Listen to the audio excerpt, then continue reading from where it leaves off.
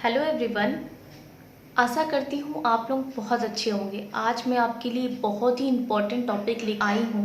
अक्सर कमेंट में ये क्वेश्चन रहता है कि मैडम सफ़ेद पानी आ रहा है, ब्लैक डिस्चार्ज है, ब्राउन डिस्चार्ज है, सफ़ेद पानी आ रहा है, यूनी से बदबू आ रही है, खुजली हो रही है। ये सारे क्वेश्चन आते ही रहते हैं। आज मैं इस वीडियो में एक इम्पॉर्टेंट टॉपिक को कवर करने वाली हूँ, सफ़ेद पानी आने का कारण और इलाज। आज बात करेंगे। सबसे पहले तो देखते हैं कि सफ़ेद पानी आना किस कंडीशन में नॉर्मल है और कब अब नॉर्मल हो जाती है। सबसे पहले बात करेंगे नॉर्मल कंडीशन। अगर आपको पीरियड के पहले, जस्ट पहले 2-4 दिन पहले या पीरियड के 2 से 4 दिन बाद आपको अगर सफ़ेद पानी का डिस्चार्ज हो रहा है तो बिल्कुल नॉर्मल है। अगर आपको प्रेगनेंसी रुक गई है, कंसीव हो गई है, उस वक्त अगर आपको सफ़ेद पानी का कुछ अमाउंट में डिस्चार्ज हो रहा है तो वो भी हम लोग नॉर्मल की कंडीशन में देखते हैं। लेकिन वाइटी डिस्चार्ज कब अब नॉर्मल हो जाता है, उसके 2-3 मेन कारण है, इम्पॉर्टेंट है।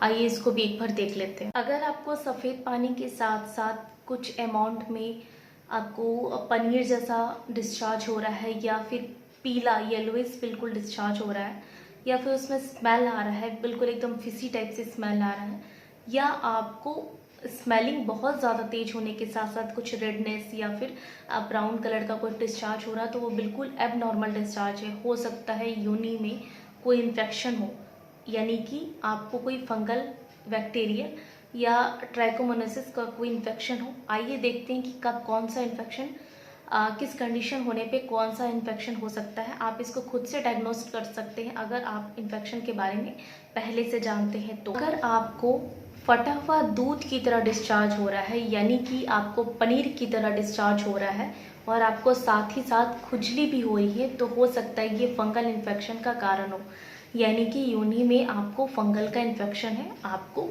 इसी हिसाब से ट्रीटमेंट स्टार्ट कर। अगर आपको हरे रंग का कोई डिस्चार्ज हो रहा है, यानी कि बिल्कुल एकदम हरा रंग का आपको मटमैला कलर का डिस्चार्ज हो रहा है, तो हो सकता है आपको वाइजनल एरिया के आसपास बिल्कुल लाल रंग का या फिर रेडनेस टाइप में हो गया हो। ये ट्राइकोमोनल इन्फेक्शन का कारण हो सकता है। साथ ही साथ अगर आपको सफ़ेद पानी के साथ साथ बिल्कुल पीले रंग का, येलोइश कलर का डिस्चार्ज हो रहा है, तो इसका मतलब है कि आपको बैक्टीरियल वेजिनोसिस हो सकता है। इसके साथ साथ आपको जलन भी बहुत ज़्यादा होगी, यानी कि यूनी के रास्ते में आपको इन्फेक्शन बढ़ जाने से आपको जलन भी बहुत ज़्यादा होती रहेगी।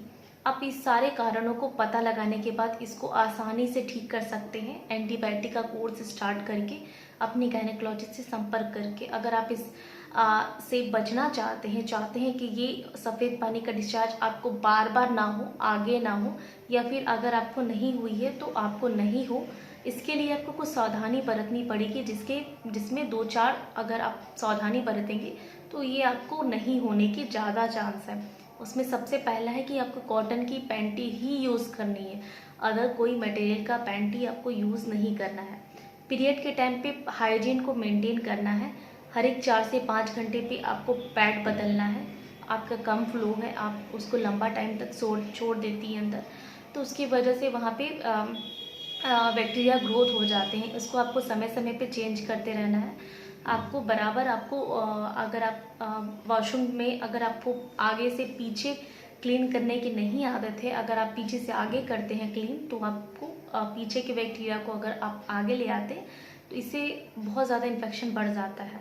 आपको पेशाब करने के बाद अपने आप को बार बार धोने की भी ज़रूरत नहीं है, और धोने के बाद अगर आपको बिल्कुल धोने की आदत है तो धोने के बाद अपने आप को ड्राई कीजिए। स्ट्रेस बहुत ज़्यादा ले रही है, रात भर नहीं सो रही है, तो उसके कारण भी ये इन्फेक्शन आपको कॉज कर सकता है।